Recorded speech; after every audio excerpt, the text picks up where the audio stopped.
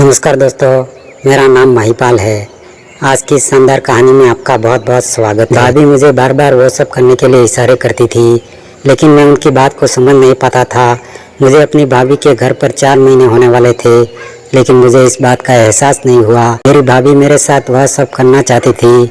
दरअसल मैं अभी पिछले महीने ही 19 साल का हुआ था, तो मुझे वह सब करने के बारे में इतना पता नहीं था कि मुझे अपने साथ वह करने के लिए बार बार मौका दे रही थी।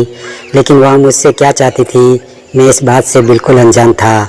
लेकिन जैसे जैसे वक्त बीत रहा था, उसी के साथ मुझे भाभी के बारे में पता चल जाता है। ऐसे ही हम दोनों घर में अकेले थे, तभी वह बोली, तुम्हारा वो करने का मन नहीं करता। मैंने कहा, आपकी बात नहीं। तो भाभी बोली, तुमने वह वाली मूवी देखी है जिसमें वह सब होता है? मैंने कहा, कौन सी? वह बोली, तुम मेरे साथ मेरे कमरे में चलो, मैं तुम्हें वह वाली मूवी दिखाती हूँ। मुझे सब पता था कि भाभी मुझसे किस मूवी के बारे में बात कर रही है, लेकिन मैं उनके सामने बिल्कुल अनजान बनकर था। उसके बाद भाभी मुझे अपने कमरे में लेकर गई। वह बोली, चलो जल्दी से, मैं तुम्हें वह वाली मूवी दिखाती हूँ, नहीं तो तुम्हारे भैया आ जाएंगे। भाभी के साथ कमरे में गया तो भाभी के अंदर से दरवाजे की कड़ी लगा दी। उसके बाद वह मुझे अपने साथ बेड पर बिठाती है। फिर वह अपना फ़ोन निकाली और उसमें एक वीडियो चलाकर मेरे सामने दिखाने लगी। पहले तो मैं वीडियो देखकर चौंक गया, लेकिन जब कुछ देर मैंने देखा तो मुझे बहुत अच्छी वीडियो लगी। उसके बाद मैं भी मन लगा कर देखने लगा। मुझे वीडियो बड़ी अच्छी लग रही थी। भाभी बोली, महिपाल कैसा लग रहा है वीडियो?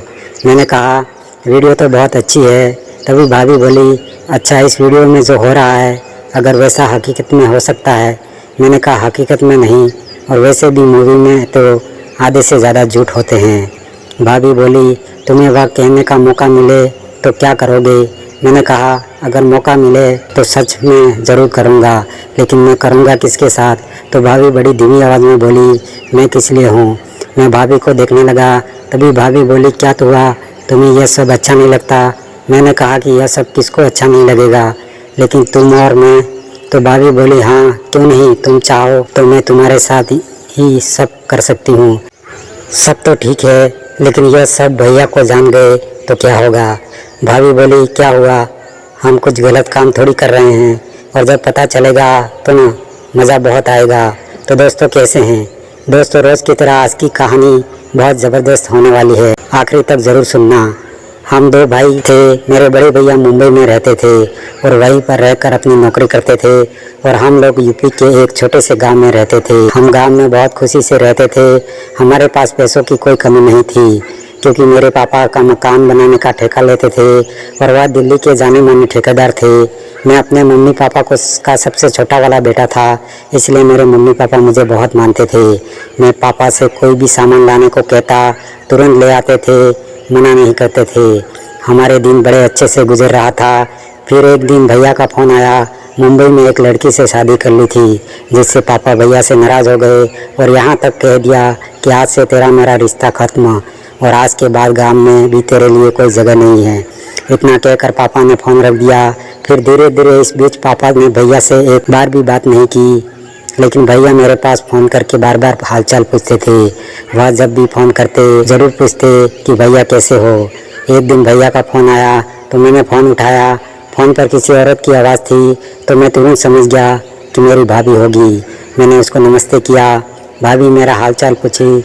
करीब आधे घंटे तक हमारी बात होती रही।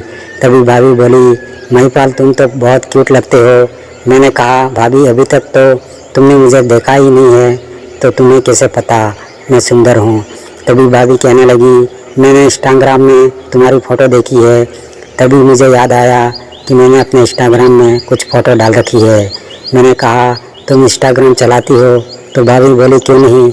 उसके बाद कुछ देर बात करने के बाद हमने फ़ोन रख दिया। एक दिन शाम को जब मैं और पापा खाना खा रहे थे, तब मेरे मम्मी पापा से बोले, 2 साल हो गए हैं, लेकिन आपने अपने बड़े बेटे से बात नहीं किया, आखिर कब तक नाराज़ रहोगे? तो पापा बोले, मैंने तुमसे कितनी बार कहा है कि उसके बारे में मुझसे बात मत किया करो। आपका बड़ा बेटा है, अगर वह मुझे पापा समझता तो बिना मुझे बताए शादी नहीं करता।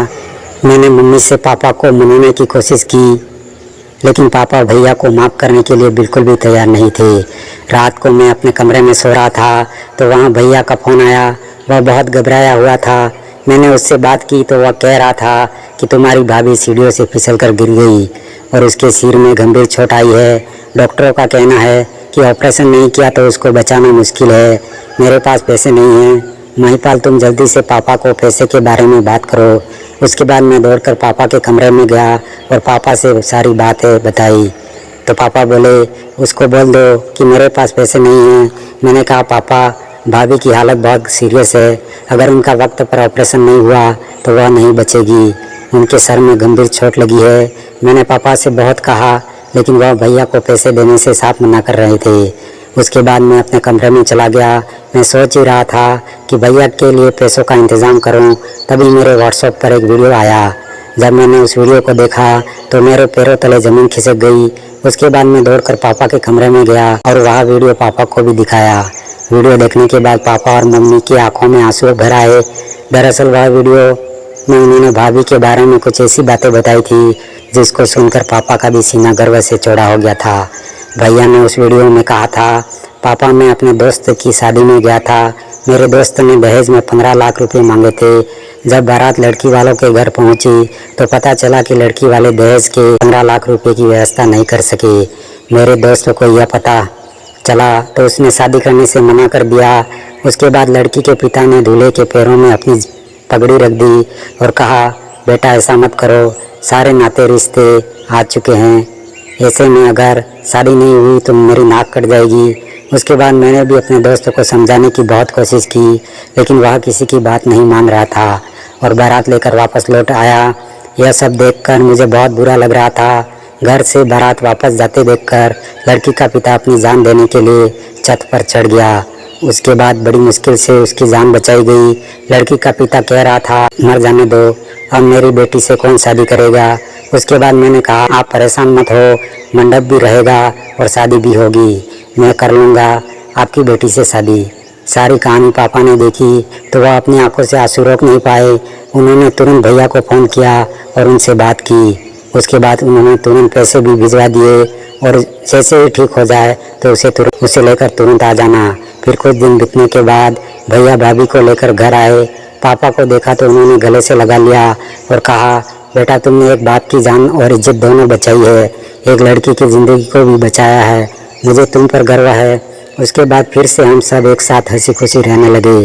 दोस्तों, यह कहानी बताने का उद्देश्य किसी को परेशान करना, किसी को दुखी करना नहीं है, केवल मनोरंजन के लिए है। अगर यह कहानी अच्छी लगी हो तो वीडियो को एक लाइक करके चैनल को सब्सक्राइब जरूर करें तथा बेल आइकन पर क्लिक करना बिल्कुल ना भूलें, जिससे आगे आने वाली वीडियो आपको सबसे पहले मिलेगी। धन्यवाद।